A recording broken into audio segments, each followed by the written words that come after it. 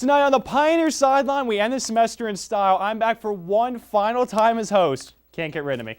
The volleyball team looks to go to nationals. Men's and women's basketball look to continue on their strong starts this season. And we have an interview with a former basketball player to hear how he's giving back to the community. All that and more as we head on down to the Pioneer Sideline.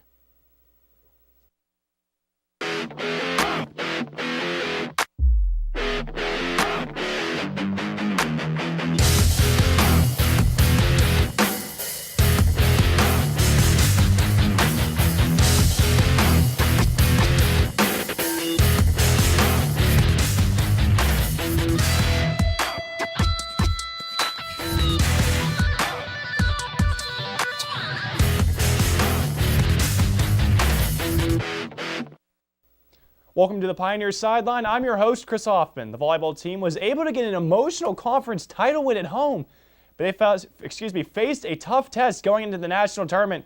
Football Report joins me to see if they were able to go dancing or would they be sent home for the holidays. Thanks, Chris. The Lady Pioneers had a short-lived run in their second ever national playoff tournament appearance. The Pioneers dominated the Kentucky Intercollegiate Athletic Conference tournament with an overall sets record of 9-2.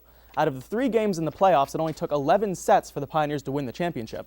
Feeding off of the momentum from the KIAC tournament, the team felt very confident in moving into the NAIA tournament. Point Park opened the national tournament on the road against Georgetown College, who finished the season 15th in the NAIA.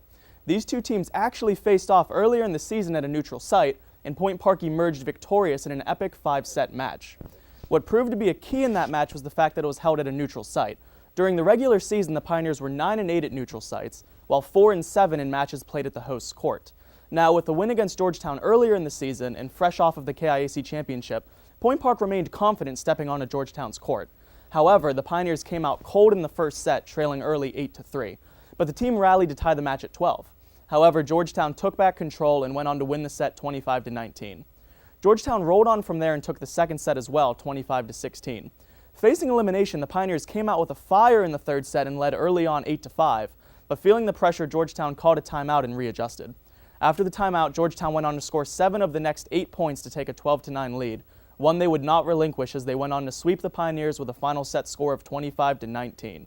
Though the Pioneers left Kentucky empty-handed, this season will be looked upon very fondly. Senior Kelsey Vett said, quote, "We had our ups and downs this season, but no matter what bumps we hit along the road, we always bounced back.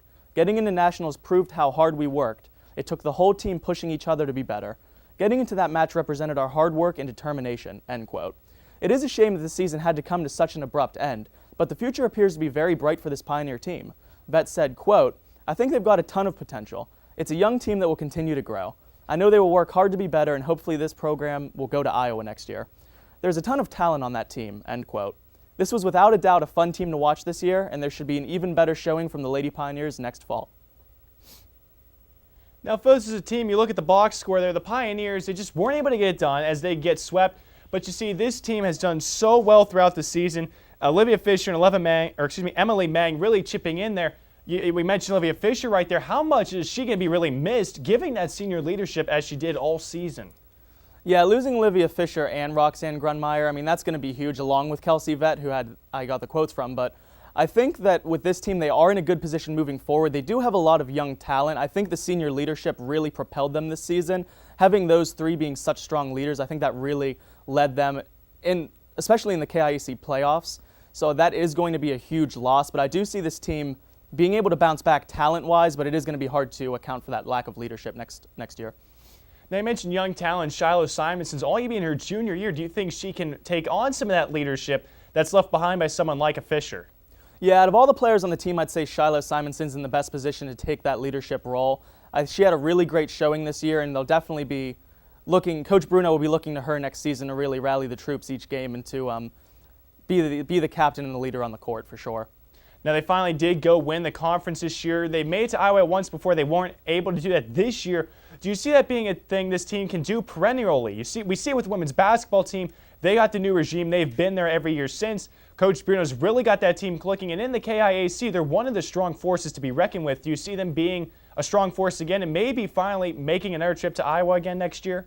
Yeah, absolutely. Coach Bruno really has the team in a good position moving forward. They have a lot of young talent. The team played really well this year, and I see them really doing better next year. I think they're just going to continue to get better as a team. Shiloh Simon's going to take the lead. They have young talent like Ashley Taylor, Kara Bradley, Tabia Dolliard. So they really are going to be in a good position. I do see them moving on to Iowa.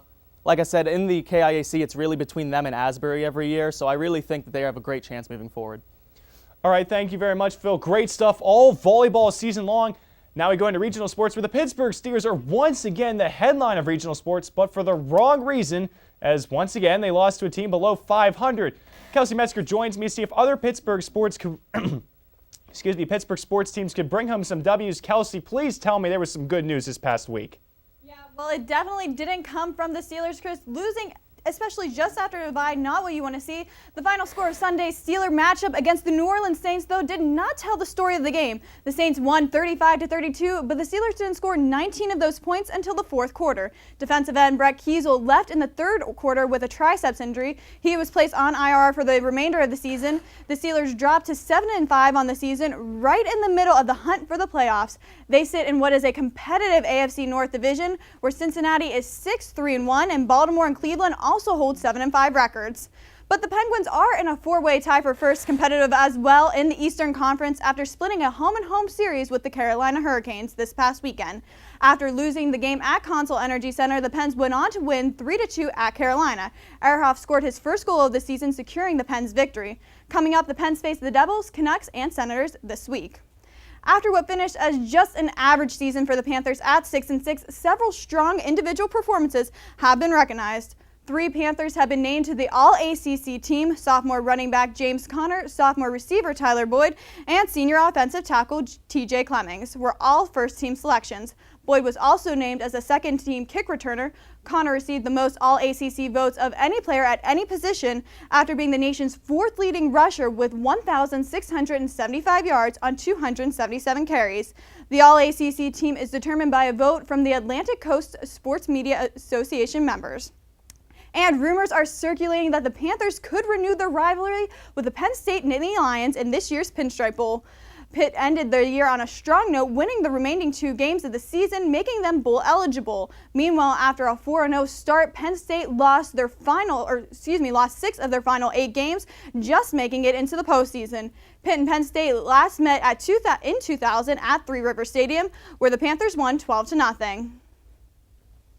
And that would be great to see those teams match up. I'm really cheering for that Pinstripe Bowl to be the Pitt Panthers and the Penn State Nittany Lions. But when we return to the sideline, students, they may have had off for Thanksgiving break last week, but for the basketball teams, they were hard at work.